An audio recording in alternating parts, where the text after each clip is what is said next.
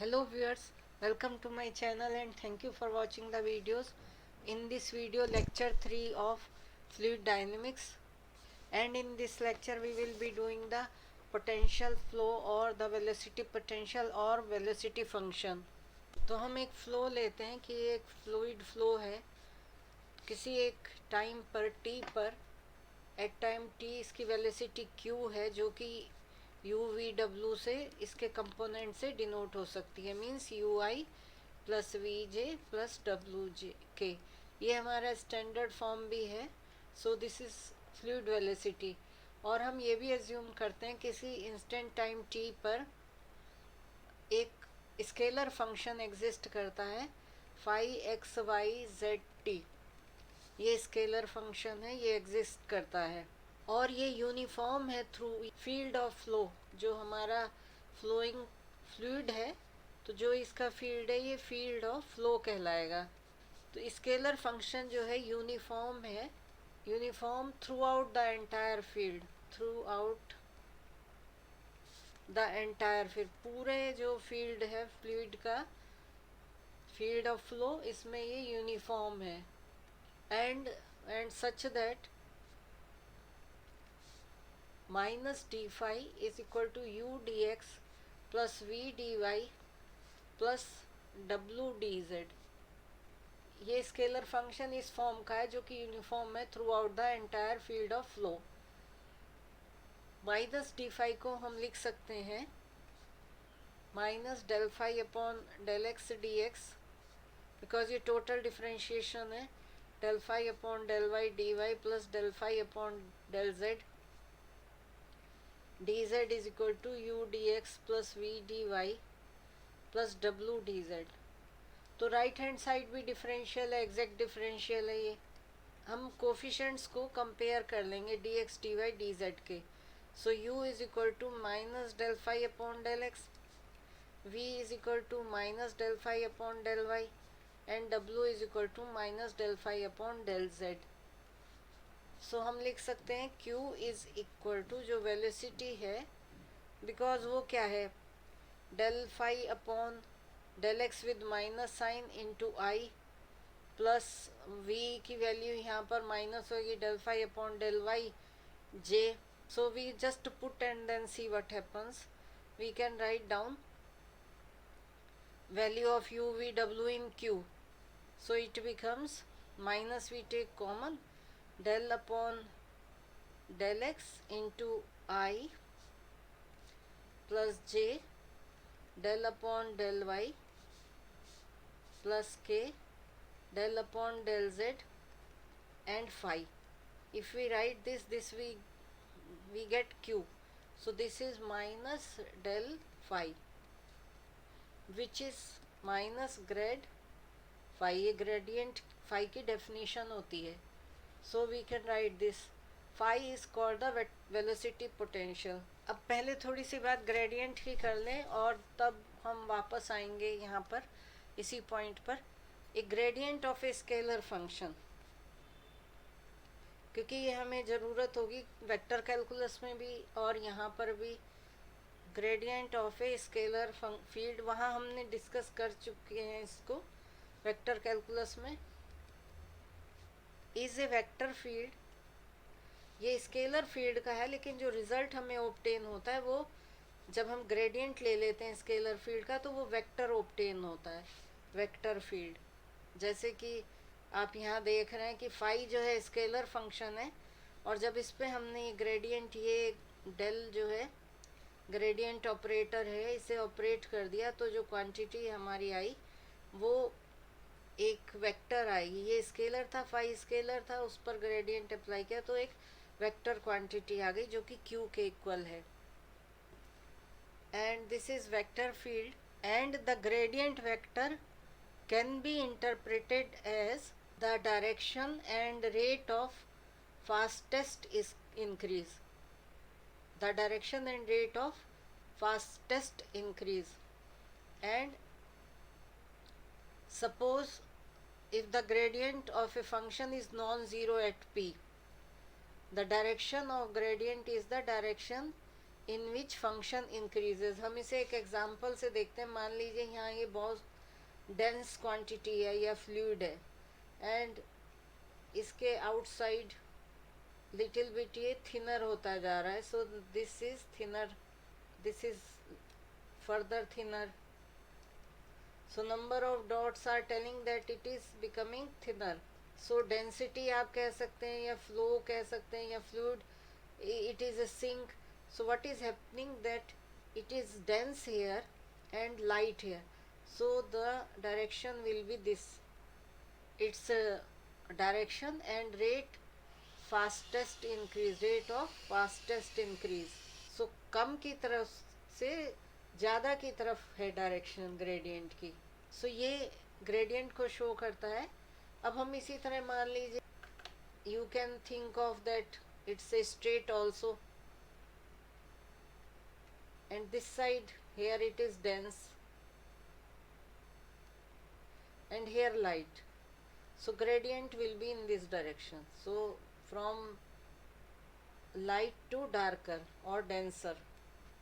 So this is what we did, and direction of gradient is the direction in which function increases most quickly, and the magnitude is the rate of increase of the gradient. अगर हम इसका magnitude लें तो वो ये निकलेगा, rate of increase of the gradient. मान लीजिए ग्रेडियंट वेक्टर जो है ज़ीरो है, तो इसका मतलब क्या है कि पॉइंट स्टेशनरी है, मूव नहीं कर रहा है ग्रेडियंट अगर ज़ीरो है।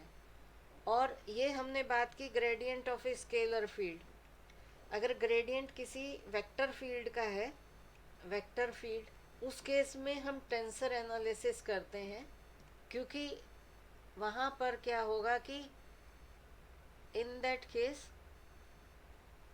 Total derivative of A vector field क्या है, लीनियर मैपिंग है फ्रॉम वेक्टर्स टू वेक्टर्स। सो ये टेंसर क्वांटिटी हो जाती है जिसे हम टेंसर एनालिसिस में पढ़ते हैं। लेकिन इसके अलावा अगर हम एक नोटेशन के बारे में सोचें कि del dot V, V velocity है, तब क्या होगा, तब हम उसे लिखते हैं डेल डॉट वी, और यहाँ हम लिख रहे हैं कि del, only del, which is i del upon del x plus j del upon del y plus k del upon del z. ये डेल को डिनोट करता है, जो कि नेबुला ऑपरेटर है या डेल्टा ऑपरेटर। और जबकि हमने इसे स्केलर क्वांटिटी या स्केलर फंक्शन पर लगाया था, स्केलर फील्ड पर, so this has become grad F, grad phi, and which we can write I del phi upon del x plus j del phi upon del y plus k del phi upon del z, जो कि एक vector quantity है। और अगर हम ये लेते हैं, यहाँ कोई डॉट नहीं है इसके बीच में, यहाँ डॉट है, तो ये क्या हो जाएगा, अब हमें डेल तो पता ही है क्या, i del upon del x plus j del upon del y plus k del upon del z into v, that is dot dot v1 v2 v3 कह सकते हैं, या vx vy vz कह सकते हैं। So v1 i plus v2 j plus v3 k। So जब हम dot product करते हैं तो i dot i is 1, so del v1 upon del x, and i dot j और i डॉट k ज़ीरो होगा, सो एक ही वैल्यू आएगी, plus del v2 upon y, ये होगा डेल अपॉन डेल y से जब हम v2 j पर करेंगे तो j डॉट j 1 होगा, और तीसरी थर्ड टर्म दोनों से आएगी जो कि del v3 upon del z। अब ये जो क्वांटिटी आई हमारी, ये हमारी वैल्यू है स्केलर, ये वेक्टर नहीं है। सो ये कहलाती है divergence of A vector point function. Point पे v था एंड हमने डाइवर्जेंस किया,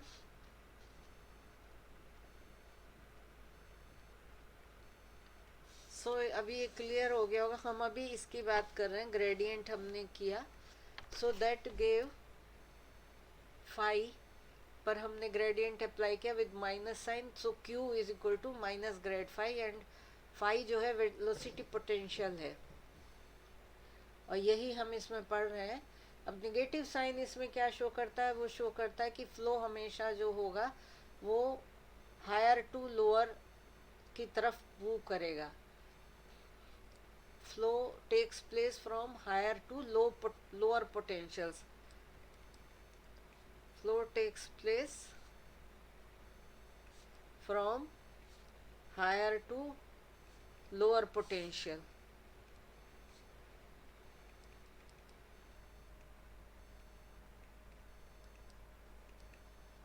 right, now what we do, अब नेसेसरी कंडीशन और सफिशिएंट कंडीशन देखनी है कि ये जो इक्वेशन हमने अभी लिखी थी Q is equal to minus del phi is equal to minus grad phi, जो कि इक्वेशन 4 थी, ये होल्ड करती है। So necessary and sufficient condition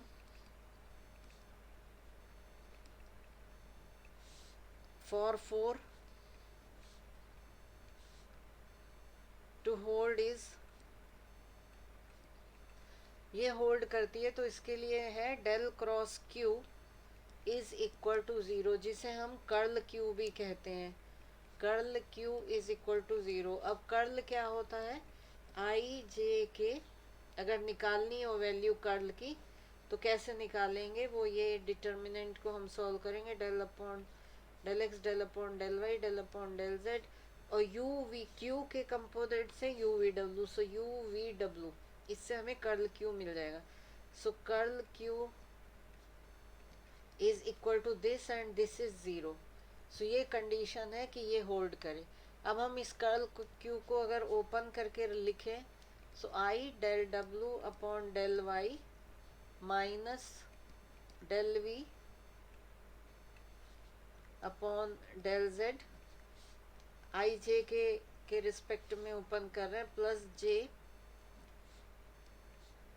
del u upon del z minus del v upon del x plus के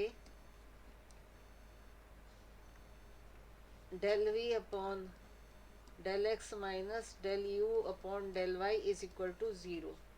सो this is equation 6। अब कुछ points हैं जिन्हें हम नोट कर सकते हैं कि पहला हमने माना कि अगर phi x Y Z t जो कि स्केलर फंक्शन है वो कांस्टेंट है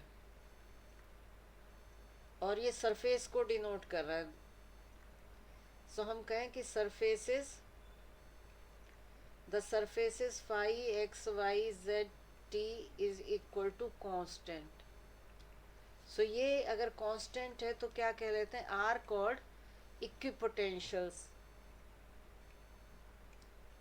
उन पर पोटेंशियल इक्वल होगा क्योंकि कांस्टेंट की वैल्यू उन सब सरफेसेस के लिए सेम होगी। और हमें पता है कि स्ट्रीमलाइंस की इक्वेशन क्या होती है, अगर phi x Y Z t is equal to constant को हम इक्वेशन 7 से डिनोट करें, एंड एक पॉइंट है कि जो स्ट्रीमलाइंस है, क्योंकि ये फ्लूइड फ्लो है तो स्ट्रीमलाइंस होंगी, तो ये अगर हमने बताया कि ये इक्विपोटेंशियल हैं और ये सरफेसेस हैं, सो स्ट्रीम लाइन्स को हम लिख सकते हैं d x upon u is equal to d y upon v is equal to d z upon डब्लू। ये स्ट्रीम लाइन्स हैं और ये कट की जाती हैं 90 डिग्री पर राइट एंगल्स पर बाय द सरफेसेस, उन सरफेसेस के द्वारा जिन्हें हम इन डिफरेंशियल इक्वेशन से डिनोट कर सकते हैं।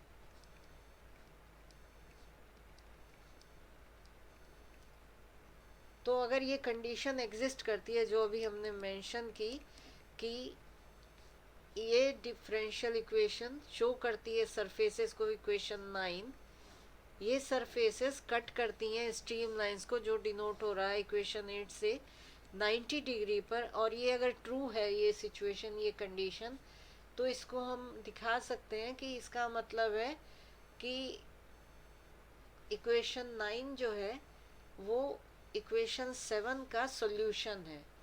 सो हम इन्हें ऑर्थोगोनल भी कहते हैं, ऑर्थोगोनल सरफेसेस। सो ऑर्थोगोनल सरफेसेस एग्जिस्ट करती हैं, और उसके लिए कंडीशन है कि इक्वेशन 9 जो है सॉल्यूशन है इक्वेशन 7 का। Equation 9 possesses a solution of the form equation 7 at the considered instant T. जो हमने कोई एक टाइम लिया था उस पर ये इक्वेशन 9 इक्वेशन 7 का सॉल्यूशन है। इसका मतलब होगा कि ये ऑर्थोगोनल सरफेसेस एग्जिस्ट करती हैं। तो अब ये दिखाने के लिए कि ये सॉल्यूशन है, तो हमें वेक्टर कैलकुलस से पता है कि दो वेक्टर्स 90 डिग्री पर हैं। जब हम लिखते हैं कि a1 into a2 plus b1 into b2 plus c1 into c2 is equal to 0, क्योंकि कॉस थीटा आप दिखा सकते हैं vector capital A into vector capital B upon mod A into mod B। तो मॉड B क्रॉस मल्टीप्लिकेशन में 0 हो जाता है। यही हमें प्लेन्स में भी पता है कि दो प्लेन्स जो है 90 डिग्री पर होते हैं, जबकि हम सिमिलरली जो कोफिशेंट्स होते हैं a1 into a2 plus b1 into b2 plus c1 into c2 0 रखते हैं। सो उसी कॉन्सेप्ट को यूज़ करते हुए यहाँ हम लिखेंगे u del w upon del Y.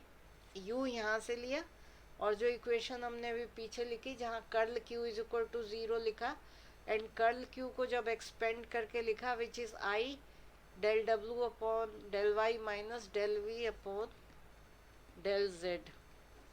So u into this plus v component of j del u upon del z minus del w upon del x plus w and component of k del y del v upon del x minus del u upon del y is equal to 0. So this equation we say by 10. अगर velocity potential exist करता है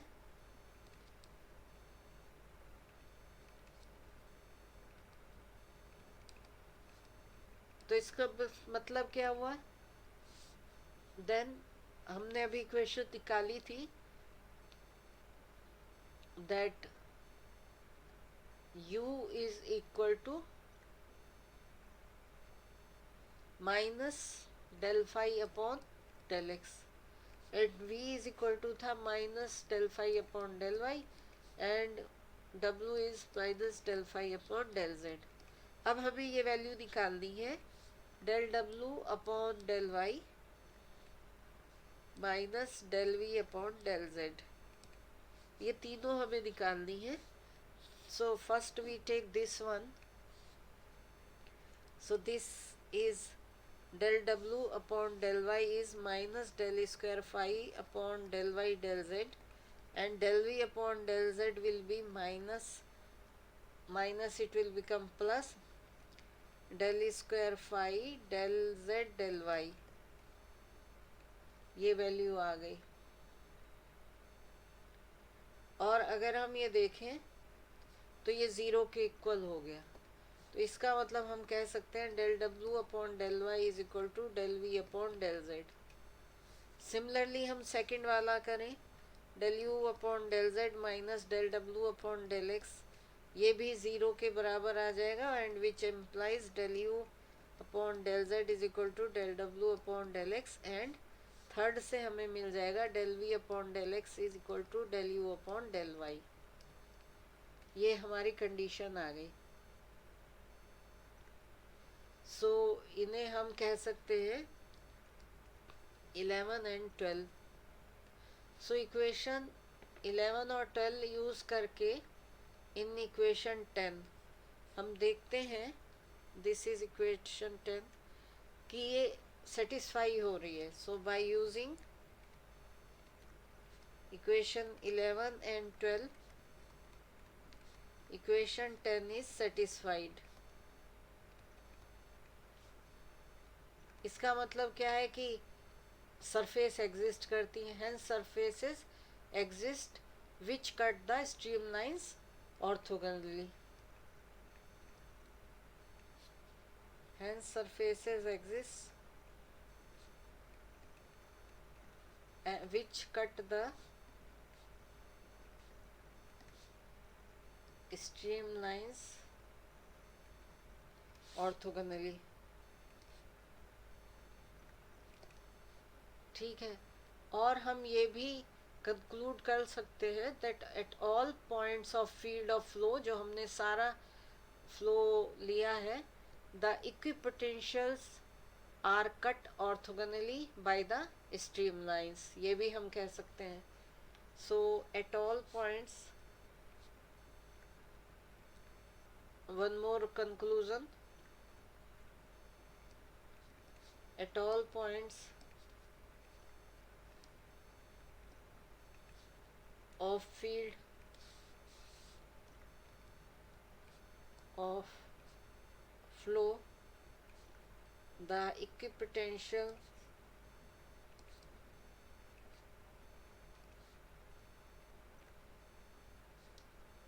are cut orthogonally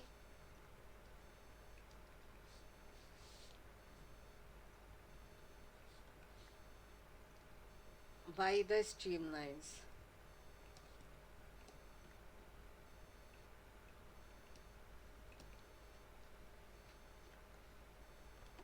so point 2 हम कह सकते हैं, 1 point हमने ये कह दिया कि स्ट्रीमलाइंस जो हैं कट कर रही हैं इक्विपोटेंशियल लाइंस को, या रिवर्स हम कह सकते हैं कि equipotentials are cut orthogonally by the streamlines.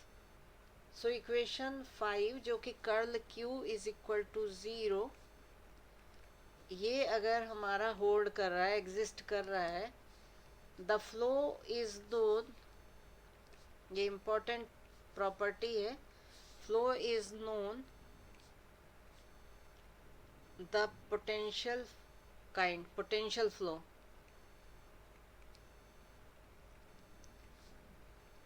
और पोटेंशियल काइंड कह सकते हैं।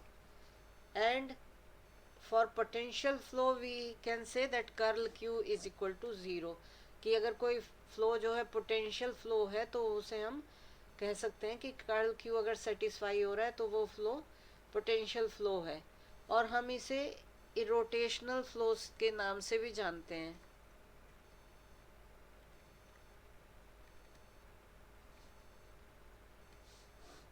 अगर curl Q is 0 we call it irrotational flow, and इस तरह के फ्लो के लिए Q कंजर्वेटिव होता है।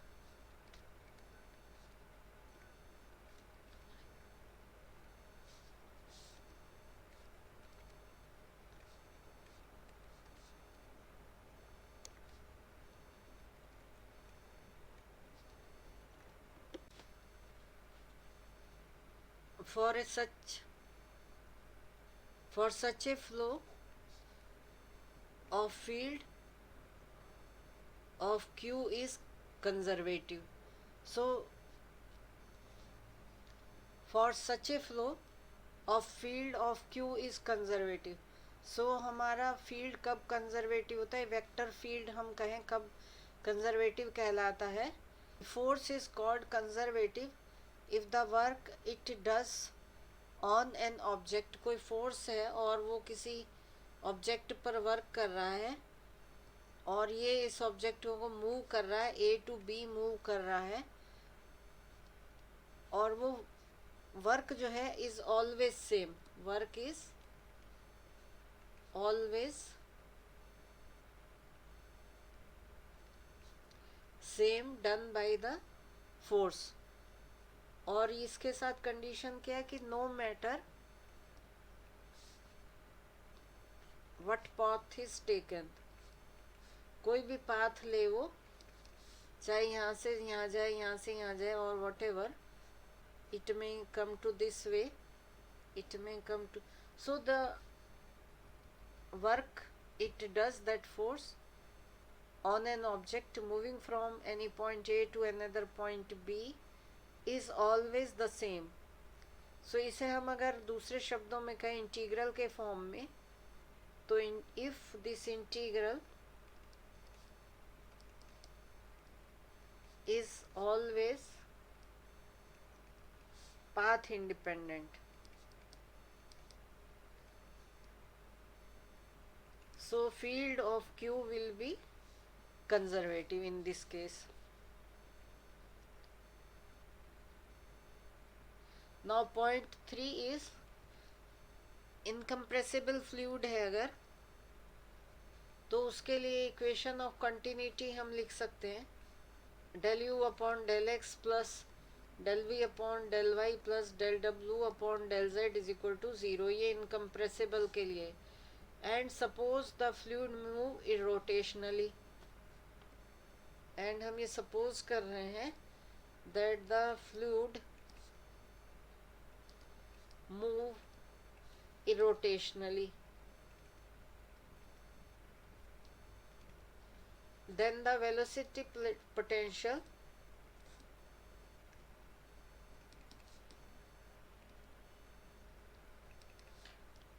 phi exists such that